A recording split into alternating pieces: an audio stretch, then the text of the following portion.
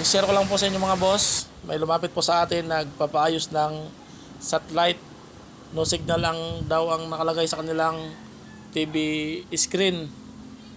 Kaya pinapunta tayo rito para malaman kung anong dahilan kung bakit no signal. Kaya pala mga boss, no signal, blow na no signal ang nakalagay sa kanilang TV screen.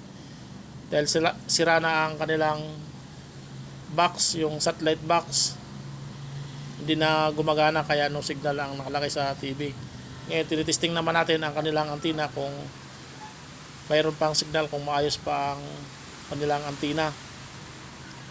Dito sa ating satellite finder malalaman natin kung maayos pang signal ng antenna. Ito mga boss, walang signal ang kanilang satellite antenna. Kaya pala walang signal ang antenna dahil natakpan naman ng mga sanga ng mga dahon. Ang gagawin natin dyan, tanggalin muna natin ang mga dahon, yung mga sanga. Ayan. Yung nakaharang sa antenna.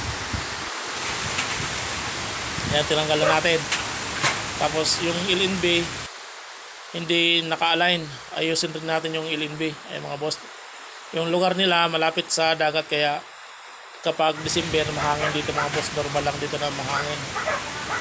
Kapag ganito, no signal ang nakalagay sa TV screen, ang unang gagawin natin kapag walang power ang iyong box, palitan muna natin ng power adapter, yung parang charger. Baka sa adapter lang yan.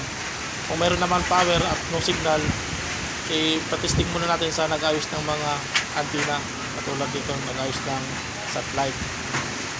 Tingnan nyo na rin mga boss, baka naman natakpan lang ng mga dahon katulad dito, kaya walang signal. Dito naman maayos na kanilang antenna. Bumili na rin sila ng bagong satellite box. Iko-connect na lang natin ang cable na galing sa antenna sa bagong satellite box dito. Ayan, maayos na. Yan lang po mga boss, maraming salamat sa panonood sa aking video.